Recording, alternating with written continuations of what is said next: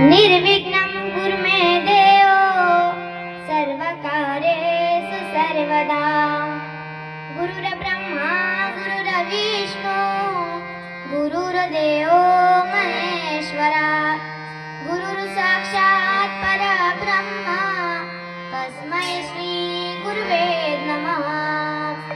महायोगपीठे तटे भीमरत्नं वरपुण्डलिकाय दातून्मुनिन्दे।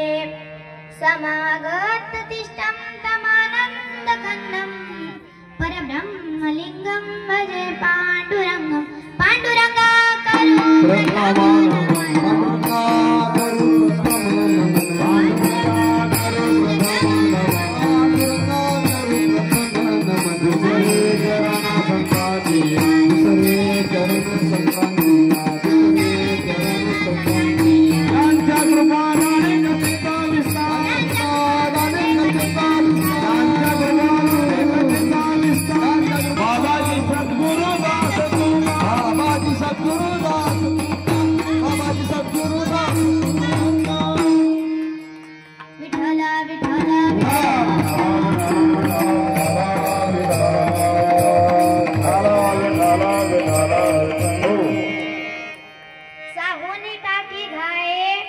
पाषाण देवची झाला पाहे।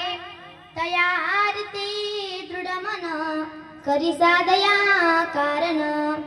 बाणशास्त्र साहोनी गोळी शुराठाव उच्च स्थळी। तुका मने कीर्तन रूपी सेवे करता निवडलेला अभंग विश्वमान्य विश्वभूषण विश्वाधिकारी चिन्मय स्वरूप असणारे देहू निवासी महान भगवान भक्त वैराग्याचे महान वीरू जगद्गुरु तुकाराम महाराज यांचा 4 चरणाचा अभंग असून तुकाराम महाराज सांगतात, टाकीचे घाव सहन करून दगड हा देवपणास आला। नवे तर देवपण मिळवण्याकरिता त्या दगडाला टाकीचे घाव सहन करावे लागतात। अभंगाचे पहिले चरण। त्याचप्रमाणे आपले कार्य साधण्याकरिता मन बळकट ठेवा। अभंगाचे दुसरे चरण।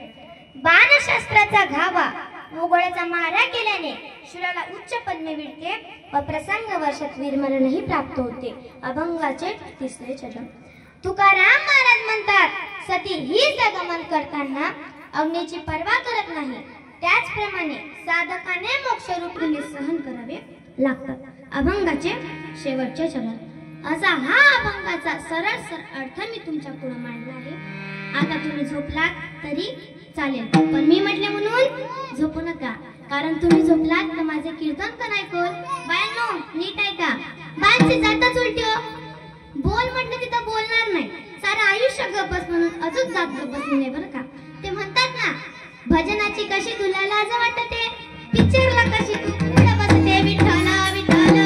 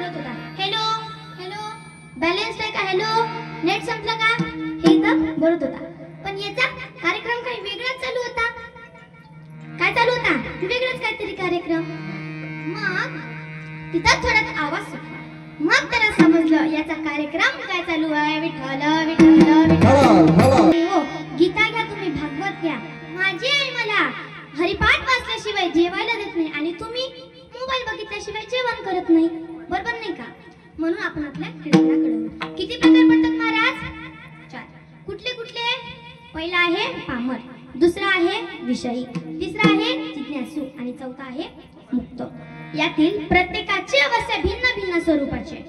एका वाक्यात जर सांगायचं झालं तर पामराची अवस्था माऊली ज्ञानोबा 13वा अध्याय सांगतात. कशाही प्रकारे विषय संपादन करणे हाच त्यांचा हेतू असतो. माऊली ज्ञानोबा म्हणतात, अंगामनासी रुचावे लेने कृत्य कृत्य नाटवे जेणे करणे आचे निनावे भलतेची करी. आता कीर्तनाकडे वळण्या अगोदर थोडासा परिहार द्यायचा, तो म्हणजे असा की आज श्री संत देवीदास महाराज यांचा 65वा जन्मोत्सव दिवशी मला कीर्तनाची संधी दिली. असे असणारे आपल्या सर्वांचे लाडके राजेश दिवे असतील यांनी मला कीर्तनाची संधी दिली. यांचे मी खूप आभार मानते. आपले दिवे महाराज असतील, गायनाचार्य असतील, पकवाज वादक असतील, यांनी मला कीर्तनाची संधी दिली. यांचे मी खूप आभार मानते. व माझे गुरुवर्य रामनाथ महाराज घोडके आळंदीकर यांना काही काम असल्यामुळं ते इथे येऊ शकले नाही. त्यांच्यामुळे मी आज इथे उभे आहे. त्यांचेही मी खूप आभार मानते. माझे आई वडील हे सुद्धा माझ्या कीर्तनासाठी उपस्थित राहत.